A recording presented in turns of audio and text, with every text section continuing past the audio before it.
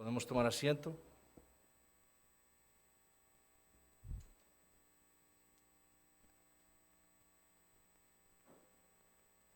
Abrimos nuestras Biblias, libro de Apocalipsis, capítulo 16. Apocalipsis, capítulo 16, y vamos a estar leyendo los versículos 12 al 16.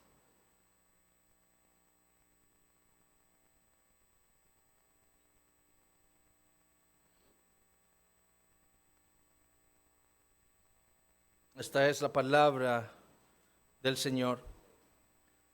El sexto ángel derramó su copa sobre el gran río Éufrates, y el agua de éste se secó, para que estuviese preparado el camino a los reyes del oriente. Y vi salir de la boca del dragón, y de la boca de la bestia, y de la boca del falso profeta, 3 espíritus inmundos a manera de ranas, pues son espíritus de demonios que hacen señales. Y van a los reyes de la tierra en todo el mundo para reunirlos a la batalla de aquel gran día del Dios Todopoderoso. He aquí yo vengo como ladrón. Bienaventurado el que vela y guarda sus ropas, para que no ande desnudo y vean su vergüenza.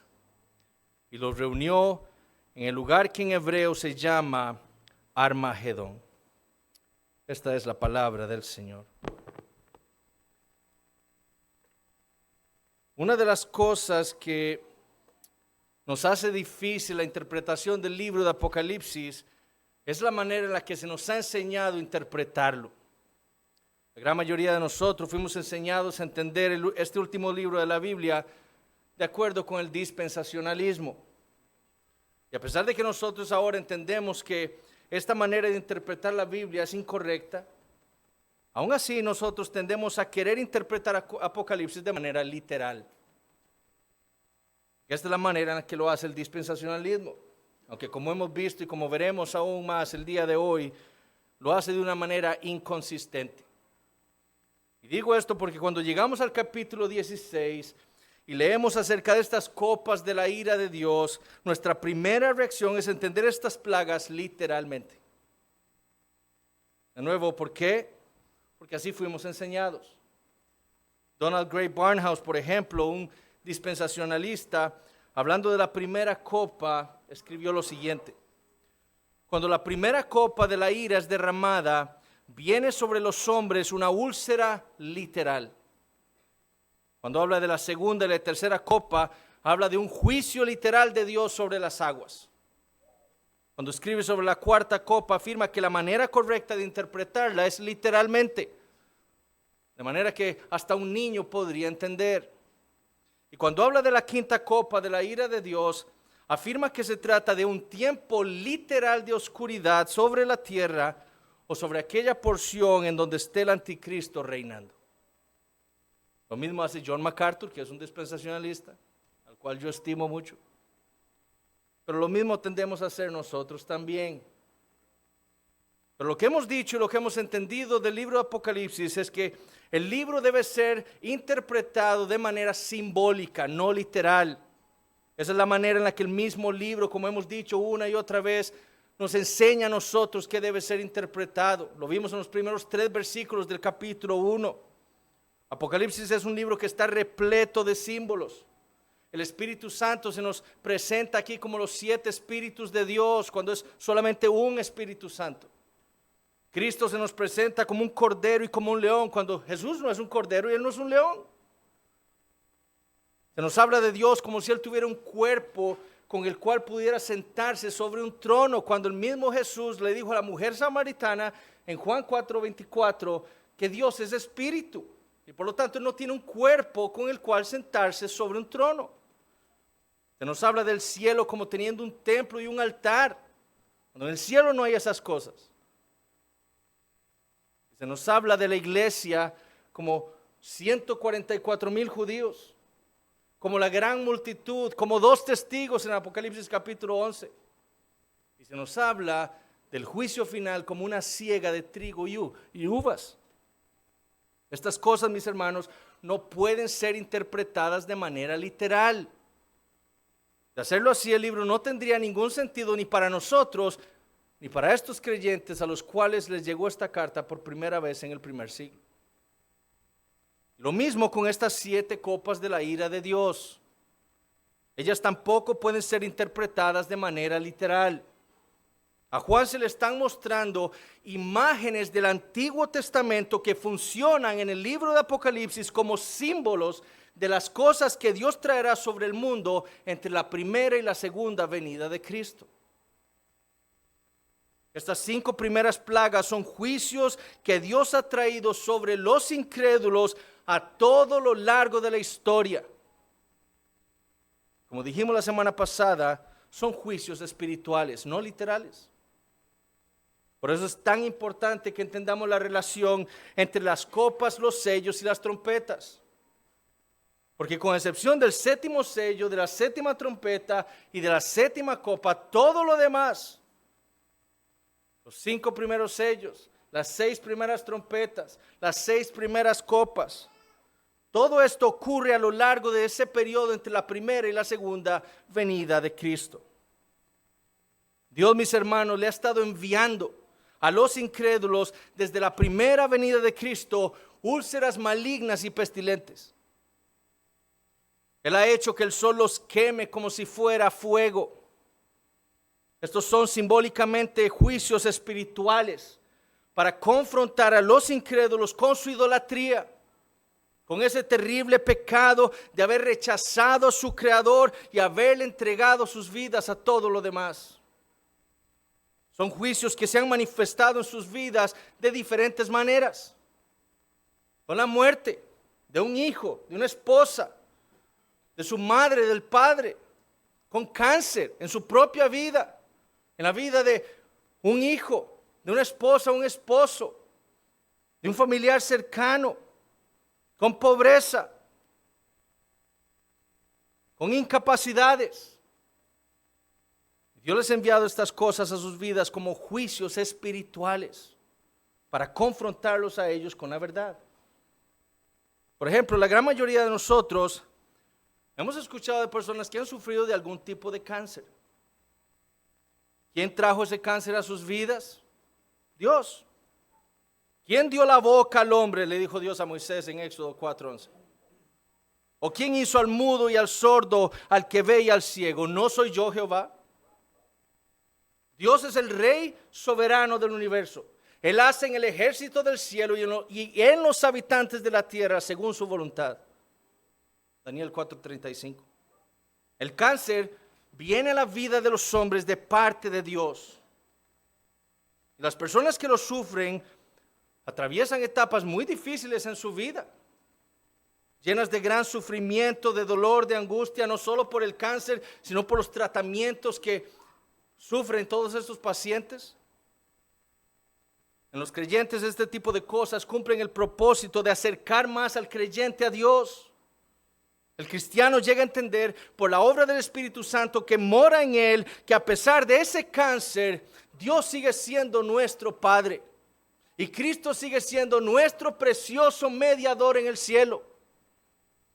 Pero ¿cuántas veces no hemos escuchado a los incrédulos blasfemar el nombre de Dios en su lecho de muerte por ese cáncer que Dios trajo a sus vidas? ¿O cuántas veces no hemos escuchado personas decir esto? He vencido al cáncer que tanto me atormentó. Lo logré. Y vemos a todo el mundo a su alrededor celebrando con él esa hazaña. Cuando fue Dios, su creador, quien en su gracia común permitió que ese cáncer llegara a desaparecer. Pues habiendo conocido a Dios, dijo Pablo en Romanos capítulo 1, no le glorificaron como a Dios, ni le dieron gracias, sino que se envanecieron en sus razonamientos y su necio corazón fue entenebrecido. En lugar de reconocer su rebeldía contra su creador y arrepentirse, ese cáncer que Dios envió a sus vidas sirvió más bien para demostrar la profundidad de la rebeldía del hombre contra Dios. Lo hemos visto también en personas que se glorían a sí mismos diciendo, trabajando fuerte y con perseverancia saqué a mi familia de la pobreza. Cuando fue Dios quien le dio la salud y la vida para trabajar. Cuando fue Dios quien le dio un trabajo, un salario, alimentos para trabajar día a día. Pero en lugar de que la pobreza lo confrontara y lo llevara al arrepentimiento, más bien mostró la gravedad de su condición y su pecado contra su Creador. Por eso es que Juan escuchó las palabras en el versículo 11 de Apocalipsis 16. Y blasfemaron contra el Dios del cielo por sus dolores y por sus úlceras, y no se arrepintieron de sus obras. Y no son solo estas cosas malas, son juicios de Dios, mis hermanos. La riqueza, la paz, la comodidad pueden ser también juicios espirituales de Dios para los incrédulos, para confrontarlos y revelar su condición depravada. Dios también, mis hermanos, ha estado castigando a todo lo largo de la historia, a todo este sistema mundano en el que los incrédulos han depositado su confianza. Dios ha castigado sus mares, su economía, su estabilidad, y lo ha hecho una y otra vez a lo largo de la historia, trayendo crisis económicas, levantando y derribando reinos. Una y otra vez Dios ha puesto en tinieblas, como leemos, a todo este sistema mundano para confrontar a los incrédulos con su pecado, con su idolatría, para demostrarles que el único Dios que existe es Él. Que Él es el único que controla todas las cosas, que Él es el único que les ha provisto a ellos de todo lo que gozan, y que es al que ellos han rechazado. No es el Estado el que les dio trabajo, no es el Estado quien les ha dado salud, no es el Estado quien les ha provisto paz, no es el Estado quien les ha dado seguridad, es Dios. Y el Señor ha confrontado a los incrédulos con esa idolatría. Una y otra vez levanta y derriba reinos para demostrarles que es Él al que ellos le deben su confianza. Por eso es que Pablo escribió lo siguiente en Romanos capítulo 1. La ira de Dios se revela desde el cielo contra toda impiedad e injusticia de los hombres que detienen con injusticia la verdad. Aún hoy, la ira de Dios se está revelando en contra de aquellos que se han rehusado doblar sus rodillas delante de su Creador. Lo mismo hizo Dios en Egipto.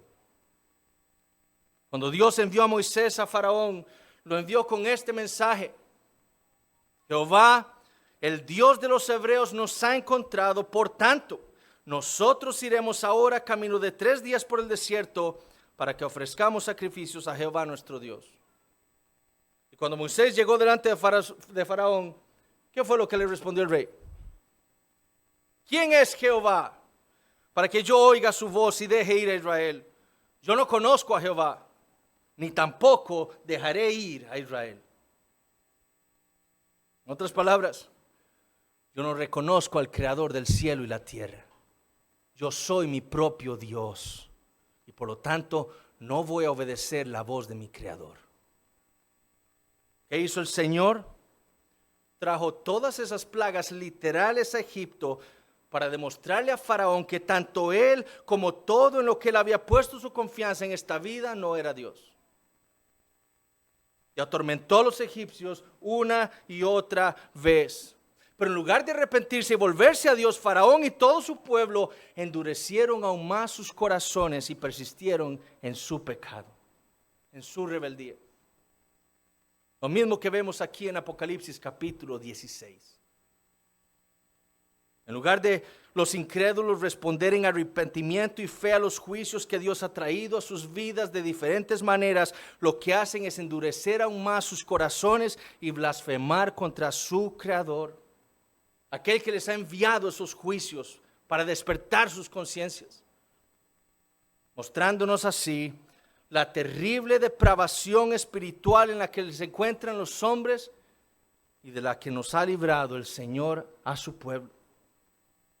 El Señor le está mostrando al apóstol Juan la profundidad de la ceguera, la maldad y la depravación de los hombres en su condición natural y de lo necesario que es la gracia divina para sobreponerse a la dureza del corazón del hombre. Y lo mismo sucedió con el derramamiento de las primeras 5 copas de la ira de Dios.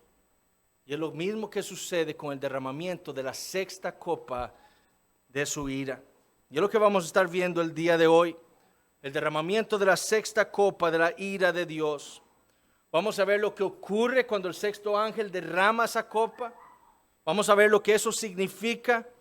Y vamos a estar viendo también la tercera bienaventuranza del Señor para su pueblo. Veamos entonces el primer punto del sermón. La sexta copa de la ira de Dios. Versículos 12 al 14. El sexto ángel derramó su copa sobre el gran río Éufrates, y el agua de éste se secó, para que estuviese preparado el camino a los reyes del oriente. Y vi salir de la boca del dragón y de la boca de la bestia y de la boca del falso profeta 3 espíritus inmundos a manera de ranas, pues son espíritus de demonios que hacen señales y van a los reyes de la tierra en todo el mundo para reunirlos a la batalla de aquel gran día del Dios Todopoderoso. Si hay un pasaje conocido en el libro de Apocalipsis, es en estos versículos de Apocalipsis capítulo 16. Películas, libros, artículos en revistas, periódicos seculares, religiosos, han sido escritos y han tenido que ver de una u otra manera con este pasaje. Tristemente, la gran mayoría de ellos son interpretaciones equivocadas de lo que Juan vio aquel día. Pero después de ver el derramamiento de las primeras 5 copas de la ira de Dios y las plagas contenidas en ellas que afectaron a todos los idólatras, Juan ve al sexto de estos 7 ángeles en esta quinta visión en el libro de Apocalipsis derramando su copa. Y al igual que sucedió con la sexta trompeta en Apocalipsis capítulo 9, lo que se ve afectado con esta sexta plaga es el río Éufrates. El Éufrates era uno de los ríos más importantes en el mundo antiguo. En Israel, como leemos en Génesis capítulo 15, servía como el límite oriental que Dios le había dado a Israel para separarlo de las naciones paganas. Para los tiempos del apóstol Juan, en el primer siglo, el río Éufrates era el límite que dividía al imperio romano del imperio de los partos. Un pueblo que, como vimos cuando estudiamos capítulos 6 y 9 de Apocalipsis, era reconocido por sus arqueros y su tremenda caballería, que había conquistado las tierras desde el Éufrates hasta la India. Bueno, lo que Juan ve es que la sexta copa de la ira de Dios hace que el agua de este río se seque. ¿Con qué propósito? Bueno, como dice en el versículo 12, para que el camino les sea preparado a los reyes del oriente. Los dispensacionalistas que, como dijimos, interpretan el libro de Apocalipsis literalmente, ven a Dios en esta plaga secando literalmente al río Éufrates en el futuro, justo antes de la segunda venida de Cristo, para que una supuesta coalición de naciones orientales, ya se ha mencionado Rusia, China, Japón, Italia, Alemania, los musulmanes, para que esas naciones puedan atravesarlo con el propósito de ir a atacar literalmente a la nación de Israel, a quienes ellos ven como el pueblo de Dios. Obviamente, como ya sabemos, esta no puede ser la interpretación de lo que vio el apóstol Juan. Primero, porque sabemos que el libro de Apocalipsis es una revelación y por lo tanto debe ser interpretado simbólicamente. Entonces esto no puede ser nada literal. Tanto el Éufrates como lo que le sucede al Éufrates, como estos reyes del oriente, deben ser interpretados simbólicamente. Hoy en día, mis hermanos, no es necesario que Dios seque un río para que la nación de Israel pueda ser atacada. Ahora tenemos satélites, aviones, helicópteros, drones que pueden cruzar el planeta de un lado al otro en cuestión de minutos. Tenemos tanques que pueden pasar los ríos más acaudalados del mundo. ¿Para qué necesita Rusia o alguna de estas naciones que Dios seque el Éufrates para ir a atacar a Israel? Hasta en el Antiguo Testamento tenemos nosotros relatos de la nación de Israel siendo atacada sin que el río Éufrates tenga que ser secado. Segundo, esta tampoco puede ser la interpretación correcta porque la nación física de Israel en Palestina está tan bajo el juicio de Dios como todas estas supuestas naciones que según los dispensacionalistas la van a atacar. La nación física de Israel no es el pueblo de Dios. La iglesia, los creyentes, los que tienen a Cristo como su Señor, esos son el pueblo de Dios. Y este es uno de los principales errores del dispensacionalismo, el equivocar a la nación física de Israel con el pueblo de Dios. La nación de Israel es tan pagano como Rusia, China, Italia, Alemania, Estados Unidos y hasta Costa Rica. Entonces, ¿cómo debemos interpretar esta sexta plaga en Apocalipsis capítulo 16? Simbólicamente. Recordemos que en este capítulo 16 estamos teniendo una recapitulación del Éxodo. Por eso es que todas estas plagas y los eventos que están relacionados con ellas son muy similares a lo que Dios hizo en Egipto en la antigüedad. Bueno, la ilustración de Dios secando un mar o secando un río tiene que ver en las Escrituras con la idea de redención y juicio. Cuando Dios sacó a Israel de Egipto, los llevó por el desierto hasta el Mar Rojo.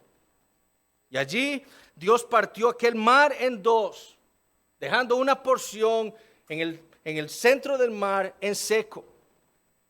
Y lo hizo para completar la redención de Israel, pero también para concluir o terminar su juicio para Faraón y Egipto. Para eso fue que Dios partió el Mar Rojo en dos. Por un lado, para hacer un camino seco para que Israel fuera redimido finalmente de Egipto. Y por otro lado, para traer juicio y destrucción a Faraón y los egipcios. Lo mismo sucedió cuando Dios dividió en dos el río Jordán. Por un lado, le abrió camino en seco a Israel para que pudiera entrar a la tierra prometida. Pero por otro lado sirvió para el juicio y la destrucción de todas las naciones paganas, cumpliendo la promesa que Dios le había hecho a Abraham en Génesis capítulo 15. Redención y juicio. Es por eso que encontramos tantas profecías en el Antiguo Testamento de Dios secando el río Éufrates para traer no solo salvación a su pueblo, sino también juicio sobre sus enemigos. Por ejemplo, por medio del profeta Isaías, el Señor le dijo a su pueblo lo siguiente, en Isaías 11:15. Y secará Jehová la lengua del mar de Egipto, y levantará su mano con poder de su espíritu sobre el río. ¿Cuál río? El río Éufrates. Y lo herirá en sus 7 brazos, y hará que pasen por él con sandalias, o sea, en seco. La redención del pueblo de Dios, esa es la promesa.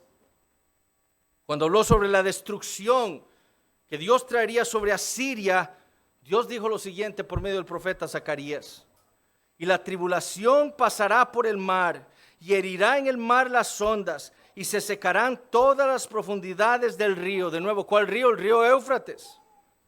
Y la soberbia de Asiria será derribada, y se perderá el cetro de Egipto. El que Dios entonces secara el río Éufrates en estas profecías serviría no solo para salvar a su pueblo, sino también para destruir a sus enemigos. Pero mucho más relacionada con nuestro pasaje en Apocalipsis 16 fue la profecía que Dios le hizo a Israel sobre Ciro, el rey de Persia. Judá, como sabemos, sería tomada por Babilonia. Los judíos serían llevados cautivos a aquella gran ciudad. Pero un día el Señor le prometió a Israel que Él traería a Ciro, a su ungido, desde el oriente. Desde el nacimiento del sol, dice Isaías 41, no solo para destruir a Babilonia por causa de toda su idolatría y fornicación, sino también lo haría para traer redención a su pueblo. Y eso fue lo que le dijo Dios a Judá por medio de Isaías. Isaías 44, versículos 24 y 28. Así dice Jehová, tu Redentor, que te formó desde el vientre. Yo, Jehová, que lo hago todo, que extiendo solo los cielos, que extiendo la tierra por mí mismo, que deshago las señales de los adivinos y enloquezco a los agoreros, que hago volver atrás a los sabios y desvanezco su sabiduría. Yo, el que despierta la palabra de su siervo. ¿Cuál siervo? Ciro.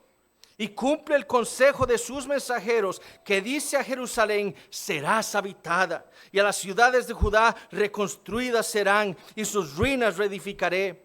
Que dice a las profundidades, secaos, y tus ríos haré secar. Que dice de Ciro, es mi pastor y cumplirá todo lo que yo quiero. Al decir a Jerusalén, serás edificada, y al templo serás fundado. Dios traería juicio sobre Babilonia, usando a Ciro, el rey de Persia. Y lo haría trayéndolo desde el oriente para destruir a los babilonios. ¿Y cómo fue que Ciro lo logró muchos años después de esta profecía? Bueno, como acabamos de escuchar en Isaías 44, removiendo la barrera que representaba el río Éufrates para conquistar Babilonia. Herodoto, un historiador de la antigüedad, relatando la manera en la que Ciro destruyó Babilonia, dijo que el rey persa lo había logrado y que él había logrado entrar en la ciudad de Babilonia cambiando el cauce del río Éufrates y permitiendo que se secara para que sus tropas pudieran pasar, tomar y destruir, dijo Herodoto, miserablemente a Babilonia. Ciro entonces lo que hizo históricamente, como Dios lo prometió, fue secar el río Éufrates, entrar, pasar con sus tropas, tomar la ciudad de Babilonia y destruirla por completo. Como leímos en Isaías 44, la destrucción de Babilonia de parte de Ciro, habiendo secado el río Éufrates, trajo también no solo la destrucción de Babilonia, el juicio sobre los babilonios, sino también la liberación de los israelitas de su cautiverio y su regreso a la ciudad de Jerusalén, como lo prometió Dios a Israel en Isaías 45:13. Yo lo desperté en justicia y enderezará todos sus caminos. Él edificará mi ciudad y soltará mis cautivos, no por precio ni por dones, dice Jehová de los ejércitos. Niños, esta es la primera respuesta a la primera pregunta. El que Dios secara el río Éufrates representaba en el Antiguo Testamento la realidad de la salvación del pueblo de Dios y del juicio de Dios sobre sus enemigos. Eso es lo que representa que Dios secara el río Éufrates, que Dios traería salvación a su pueblo y juicio a sus enemigos. Es por eso que el Señor le muestra a Juan esta visión en Apocalipsis 16, porque el patrón de las acciones de Dios contra Babilonia en el Antiguo Testamento, secando el río Éufrates para poderlos destruir por medio de Ciro, serviría tipológicamente para representar lo que Dios haría con los incrédulos al final de los días para destruirlos a ellos y a todo este sistema mundano al que ellos servían y traer así la salvación final de su pueblo. Juan entiende que Babilonia, aquella ciudad cargada de idolatría y que había engañado a tantos pueblos en la antigüedad para que fornicaran con sus ídolos y que era el enemigo del pueblo de Israel, representaba ahora a este sistema secular. En el primer siglo a Roma, pero ahora China, Estados Unidos, los musulmanes, hasta Costa Rica en nuestros días. Babilonia, como veremos en el capítulo 17, representa este sistema que se opone a Dios y que engaña a los hombres a vivir en rebeldía en contra de Él. Es a esta la que Juan entiende que Dios va a destruir con la séptima copa de su ira. Lo va a hacer, como veremos en 2 semanas, el juicio final. La sexta copa es el preludio del juicio final. Es el anuncio de Dios a los incrédulos de lo que está a punto de sucederles. El juicio final es como Dios consumará la redención de su pueblo y el juicio de sus enemigos.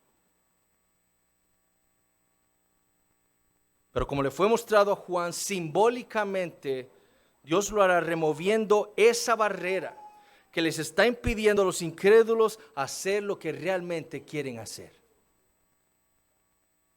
Aquella barrera que en este momento les está impidiendo unirse verdaderamente como un solo hombre para hacerle guerra al pueblo de Dios y rebelarse completamente contra su Creador. En el presente, mis hermanos, Dios está deteniendo o restringiendo en su gracia común a los incrédulos para que no hagan lo que verdaderamente quieren hacer. De una manera simbólica, Dios está permitiendo que el curso del río Éufrates se mantenga fluyendo impidiéndole a los incrédulos rebelarse completamente contra él. Pero un día Dios secará el río y quitará ese freno que detenía la depravación de los hombres con el propósito de reunirlos a todos para destruir a Babilonia por completo. Ahora notemos cómo es que Dios lo hará. Notemos cómo es que Dios va a hacer que sus enemigos se unan en contra de él y de su pueblo.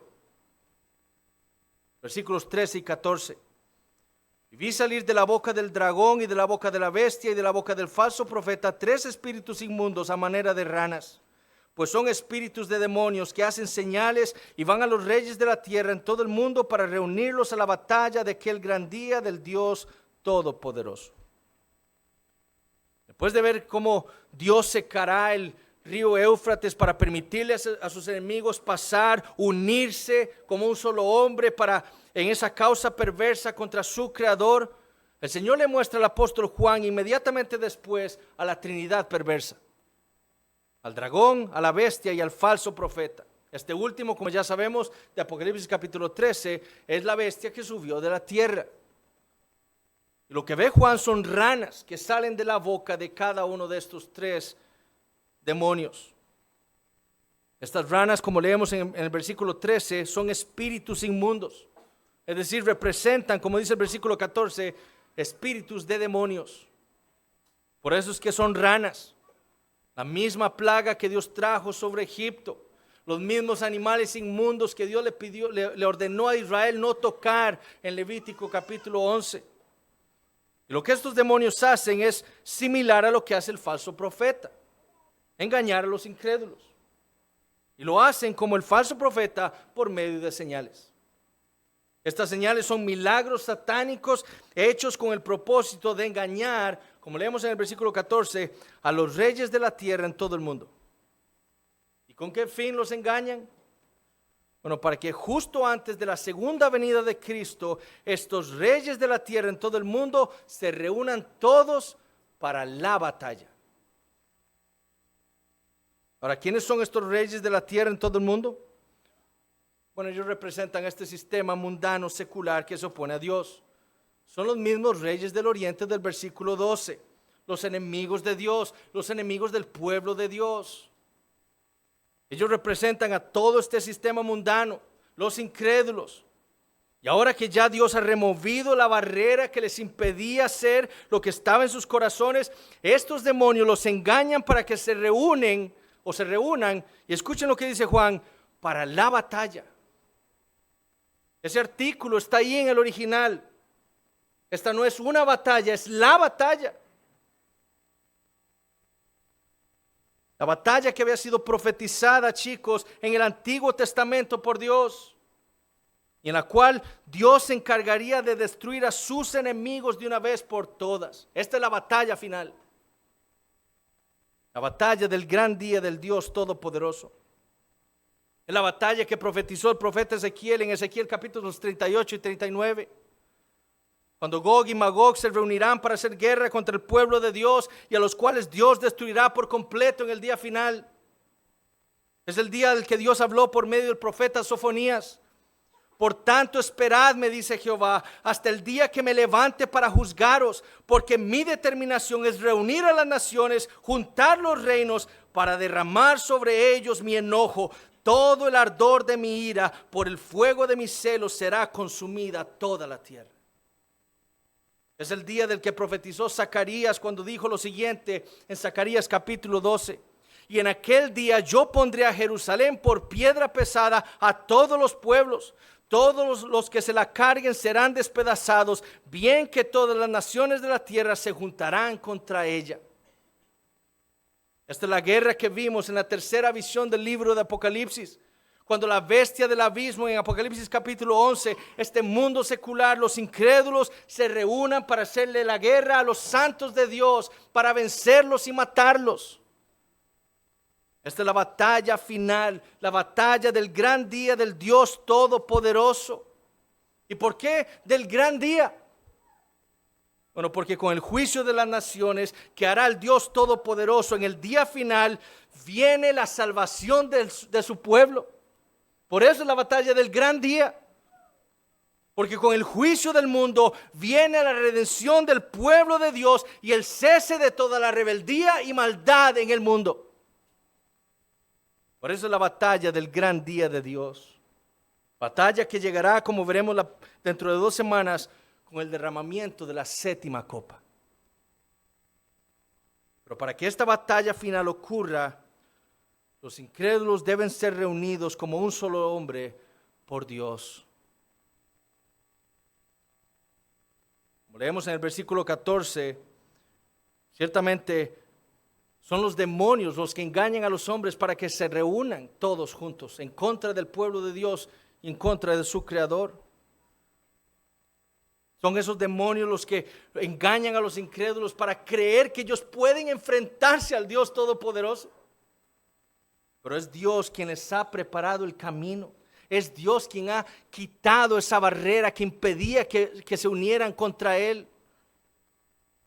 Es Dios quien simbólicamente secó el Éufrates y lo ha hecho para reunirlos a todos para su destrucción. Como escribió Richard Phillips, Satanás engaña a todas las naciones para que se unan para la batalla contra Dios. Fue con este propósito que Dios secó el río, que simboliza la remoción de la restricción que había evitado que las fuerzas terrenales se unieran contra la iglesia.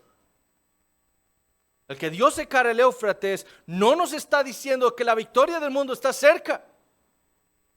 Todo lo contrario, los incrédulos piensan que su unión significa que están a punto de vencer. Ellos piensan que todas las cosas se han alineado para poder enfrentarse finalmente contra Dios y contra la iglesia. Pero lo que no pueden entender es que fue Dios quien secó el Éufrates. Fue Dios quien removió esa barrera espiritual para congregarlos a todos, para derramar sobre ellos la copa de su ira. Como escribió Phillips, las naciones son engañadas a pensar que ellas se están uniendo para exterminar a los santos, pero son congregados juntos últimamente por Dios con el propósito de ser entregados a su juicio a manos de Jesús. Por eso es que el versículo 16 dice, y los reunió. ¿Quién los reunió? Dios. Y los reunió en el lugar que en hebreo se llama Armagedón. Muchas han sido las interpretaciones que se le han dado a este lugar. El apóstol Juan dice que en hebreo este lugar se llama literalmente Har Megidón. Har, ese término significa montaña en hebreo. Para los dispensacionalistas este es el Valle de Megido. Un valle que está al norte de la ciudad de Jerusalén. Está muy cerca del río Éufrates. El lugar en donde, según ellos, justo antes de que acaben los supuestos 7 años de la tribulación y justo antes de la segunda venida del Señor, Rusia, los musulmanes o cualquiera de estas naciones orientales se van a reunir para hacerle guerra a la nación física de Israel. Este valle será, según ellos, el lugar en donde se llevará a cabo la batalla final. Otros, en su deseo de interpretar el versículo 16 de manera literal, dicen que se trata de la ciudad de Megido. Y aducen que quizá la palabra que usó Juan no fue Har Megidón, sino Ir Megidón. Ir en hebreo significa ciudad. Sin embargo, ninguno de los manuscritos que tenemos del libro de Apocalipsis en griego usa Ir Megidón. Todos usan Har Megidón, montaña de Megido. Y esta es otra de las inconsistencias del dispensacionalismo. Ellos quieren interpretar o dicen interpretar el libro de Apocalipsis literalmente, pero es el valle de Megido. No es la montaña de Megido, literalmente, si quisiéramos ser consistentes. ¿Por qué el valle?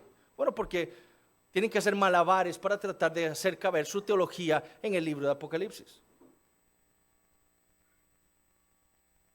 El problema que ellos tienen es que la montaña de Megido nunca ha existido. Nunca. Ni el valle de Megido ni la ciudad de Megido son tampoco lo suficientemente grandes como para albergar la cantidad de hombres que está viendo Juan en esta visión.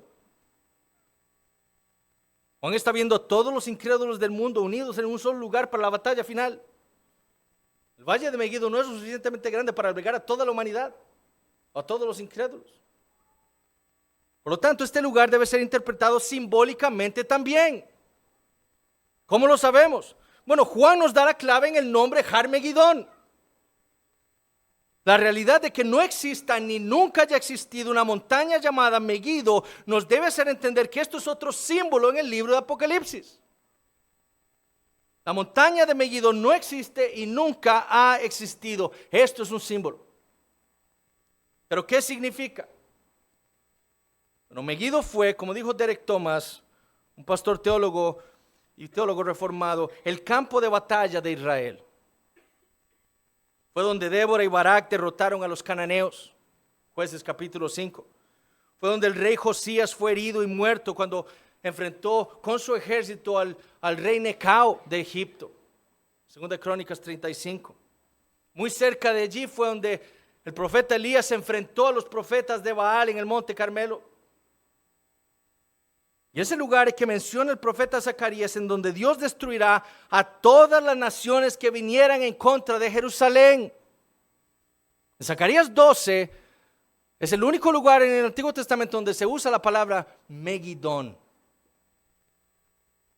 Juan está haciendo referencia a ese lugar. Es el lugar en donde Dios va a destruir a todos los enemigos del pueblo de Dios. Es en donde el pueblo de Dios llorará, como leemos en Zacarías 12, como se llora por hijo unigénito, de gozo por la liberación que Dios traerá en aquel día para su pueblo. Niños, esta es la respuesta a la tercera pregunta. Armagedón entonces representa a toda la tierra. El mundo entero será el campo de la batalla final. Armagedón representa y nos enseña a nosotros acerca de ese principio de la redención y el juicio. Un día, justo antes de la segunda venida de Cristo, Dios va a quitar aquella barrera, aquel río Éufrates, y el mundo entero, guiado por Satanás, se unirá contra Dios y su pueblo. Y esto lo va a hacer Dios con el propósito de traer finalmente la consumación de todas las cosas.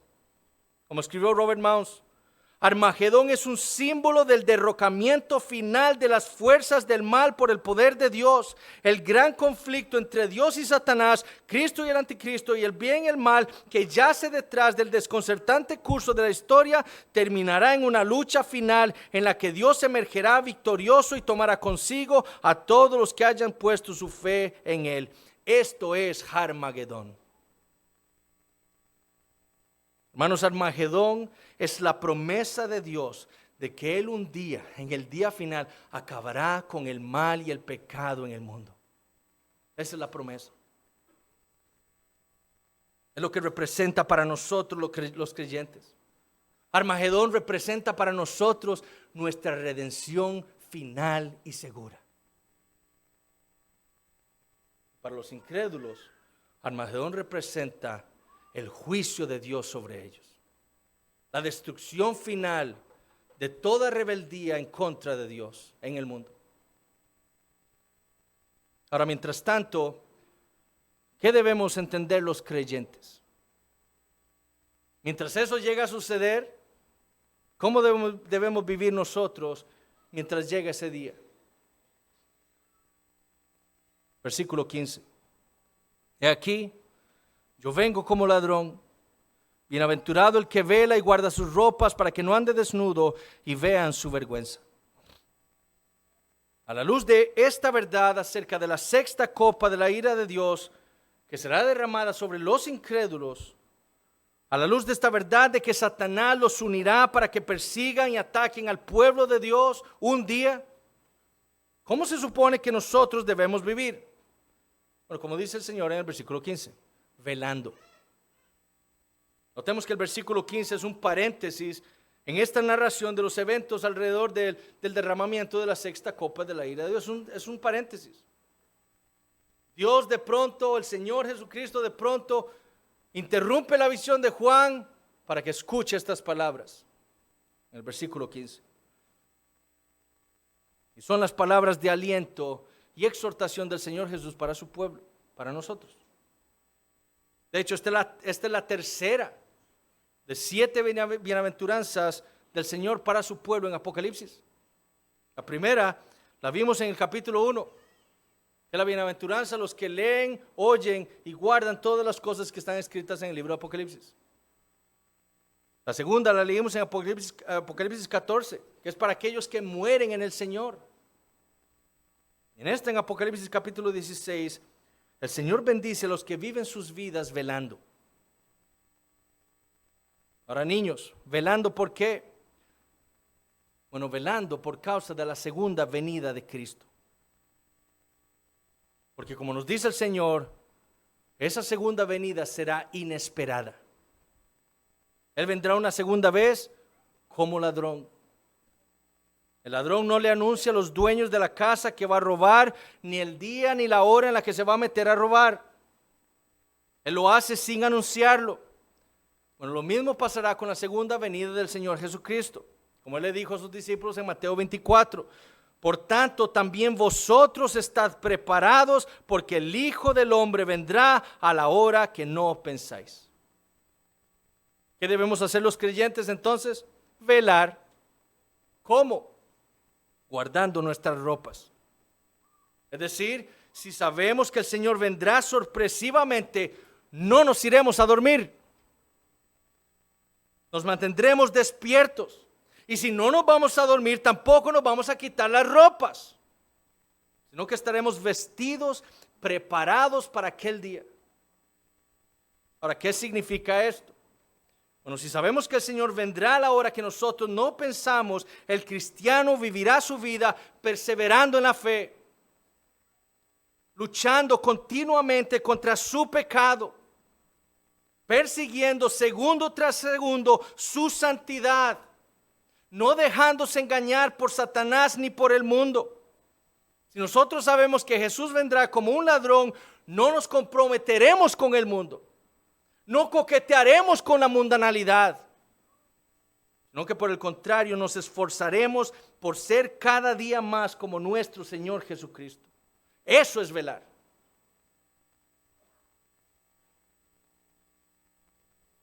Niños, esta es la respuesta a la quinta pregunta. Si nosotros sabemos que el Señor vendrá inesperadamente, viviremos vidas santas.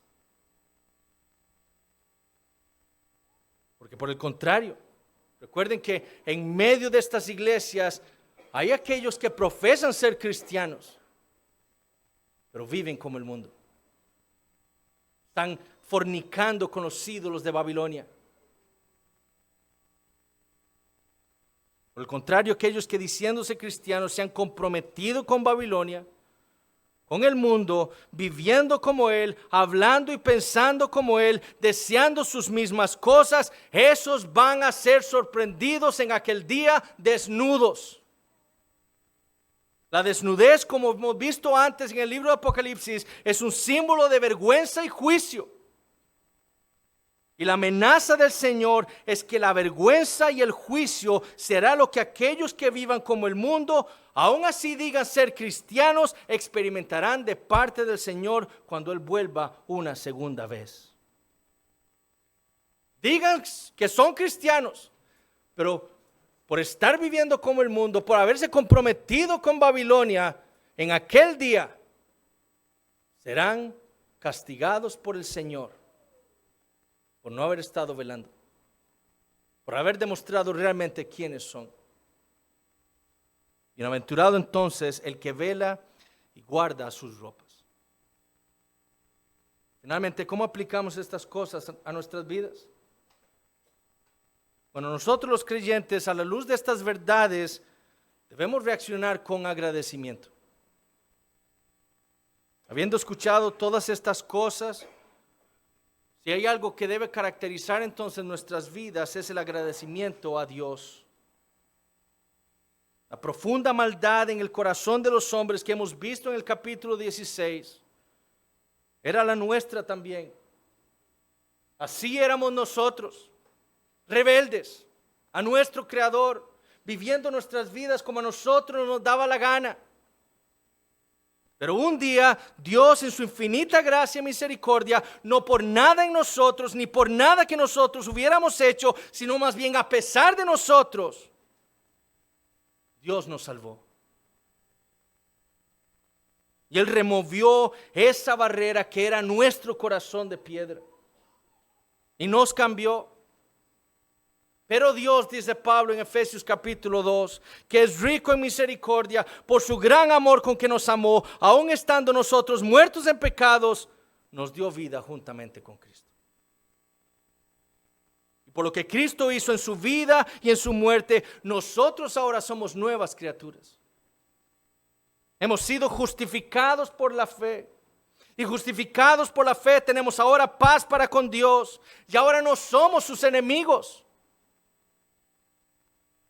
Hermanos, por lo que Dios hizo en Cristo Jesús por nosotros, ya nosotros no somos enemigos de Dios. No, que ahora hemos sido reconciliados. Como dijo Pablo en Romanos capítulo 5, seremos salvos de la ira. De esta ira que vamos a leer en Apocalipsis capítulo 16.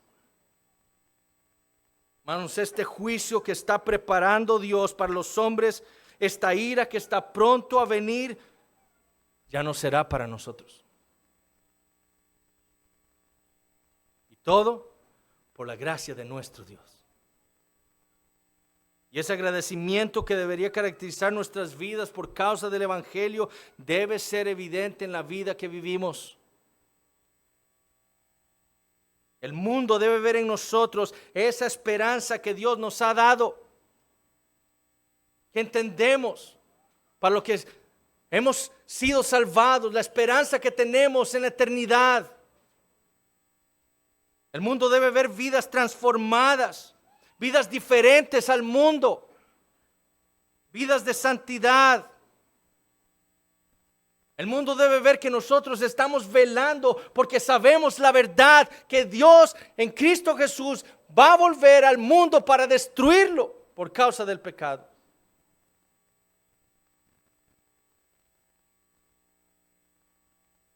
Ahora, si usted no es creyente, el día de hoy Dios quiere que usted entienda qué tan duro y malvado es el corazón del hombre. Él quiere que usted vea la condición y el peligro en el que usted se encuentra. El que usted esté aquí hoy, el que usted nos haya visitado, es el resultado de la gracia común de Dios sobre su vida. Dios lo está llamando a usted al arrepentimiento. Él le ordena a usted que se arrepienta de estar viviendo su vida como usted quiere y no como Dios le ha ordenado, como su creador. Pero piense en esto. Dios lo ha traído a usted hoy aquí en su gracia común. Pero piense en esto. ¿Qué va a pasar si usted persiste viviendo su vida así y no se arrepiente de sus pecados?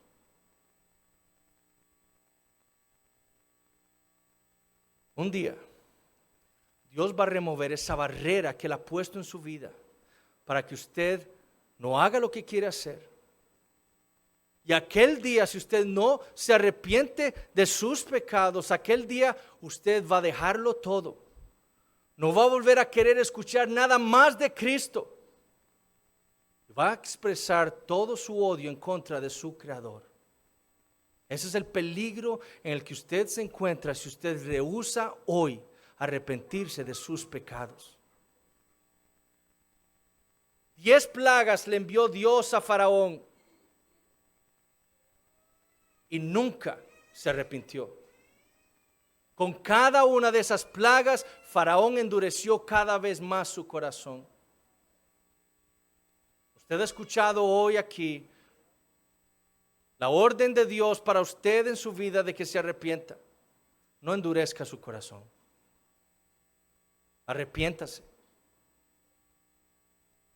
Porque el rehusarse hoy va a endurecer aún más su corazón. Y un día Dios podrá en su juicio remover esa barrera que le está impidiendo a usted rebelarse completamente contra Dios. Y nunca más tener la oportunidad de ser llamado al arrepentimiento. Examínese y atienda el llamado de Dios a su vida. Arrepiéntase. Su única esperanza está en Cristo Jesús. Es Él el único que Dios envió a este mundo para salvar pecadores como usted y como yo. Él es el único que puede reconciliarnos con Dios. Él es el único por medio de quien Dios puede quitar nuestro corazón de piedra y poner un nuevo corazón. Es por Él que nosotros podemos ser hechos nuevas criaturas, amigos de Dios, hijos de Dios por gracia. No desprecie la salvación que Dios le está ofreciendo a usted hoy en Cristo Jesús. Y niños, lo mismo es para ustedes. Domingo tras domingo, día tras día, nosotros sus padres les hablamos de la palabra de Dios, les recordamos lo que Cristo es para el pecador. Escuchen lo que dice Dios a ustedes, a sus vidas, por medio de sus padres, por medio de la palabra. Presten atención, no endurezcan sus corazones. El día del juicio final está cerca. Arrepiéntanse. Clamen al Señor por arrepentimiento, que Él lo puede dar. Es Él el que da el arrepentimiento. Y clamen a Él por fe, para creer en Cristo Jesús. Poder vivir con Dios por la eternidad. Oremos. Padre Santo, te damos gracias por este tiempo que nos has regalado. Señor, nuevamente nos vuelves a confrontar con el juicio final, con la dureza de los corazones de los hombres. Pero también, Señor, nos recuerdas tu gracia soberana que has derramado sobre nuestras vidas para salvarnos de esta ira que viene. Oh Padre, gracias. Permítenos, Señor, que tu Espíritu Santo obre de tal manera en nuestras vidas, que nos haga conscientes de nuestra responsabilidad de velar en nuestra vida, de vivir vidas santas para tu gloria. Oh Señor, guárdanos de la mundanalidad. Y te pedimos, Señor, por nuestros hijos, por los incrédulos que están entre nosotros en esta noche, para que tú tengas misericordia de ellos. Como nosotros, quites ese corazón de piedra y les concedas la salvación que solo hay en Cristo Jesús. Alabamos tu nombre. En Jesús tu Hijo oramos. Amén.